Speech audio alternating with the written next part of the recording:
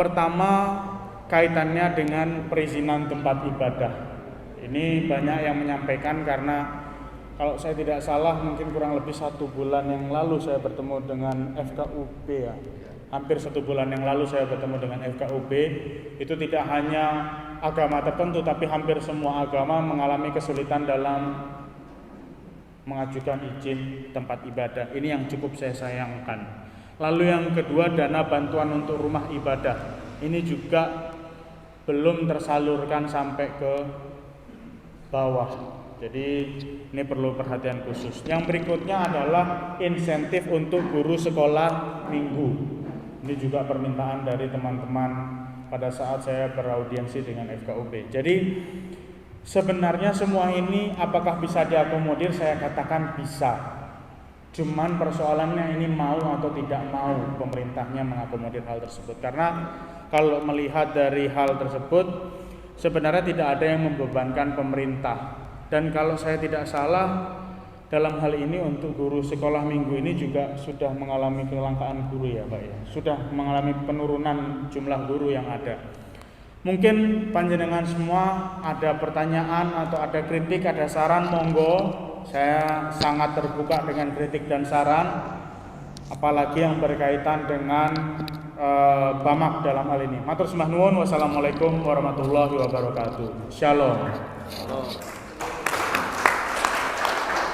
Pada waktu kita ada pandemi corona waktu itu memang kita tidak ada ibadah di gereja-gereja. Nah kemudian yang perlu saya sampaikan gimana pada waktu kondisi new normal, nah yang mana harusnya dari bupati itu mengadakan kalau mungkin ada aturan-aturan pokok yang diturunkan ke gembala-gembala atau pendeta seperti itu, jadi ada kejelasan. Karena saya lihat di teman-teman lain itu di Jombang, di Blitar itu semuanya ada Pak. Jadi misalnya kita beribadah dengan tata cara seperti ini gitu.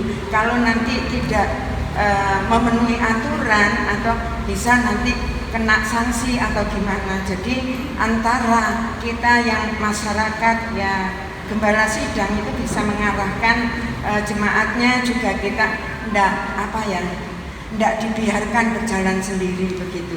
Khususnya yang kami rasakan di Pare Pak, beberapa saat yang lalu pada waktu kondisi sudah new normal.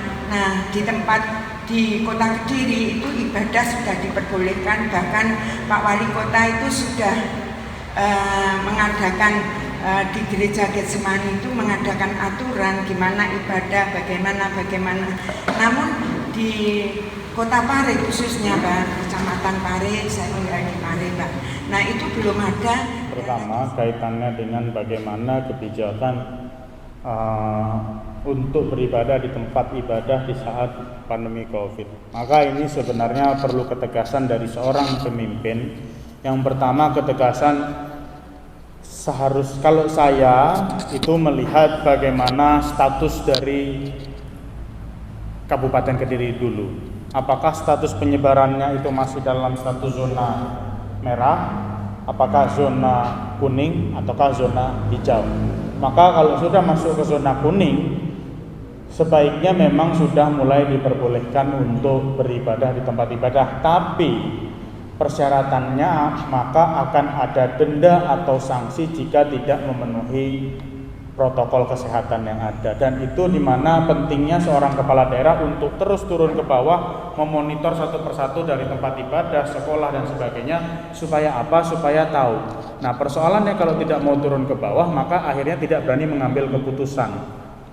Kalau menurut saya kenapa Pak Abu atau Mas Abu atau Pak Wali Kota berani mengambil keputusan untuk memperbolehkan beribadah kembali, karena dalam hal ini beliau turun ke bawah dan memantau bagaimana masyarakat kota itu mematuhi protokol kesehatan.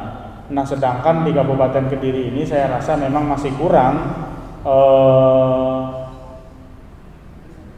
seorang kepala daerah ini untuk turun ke bawah. Jadi memang tadi saya sampaikan di awal, maka dari itu dari Senin sampai Kamis saya akan mengurangi waktu bekerja di kantor kabupaten Bu.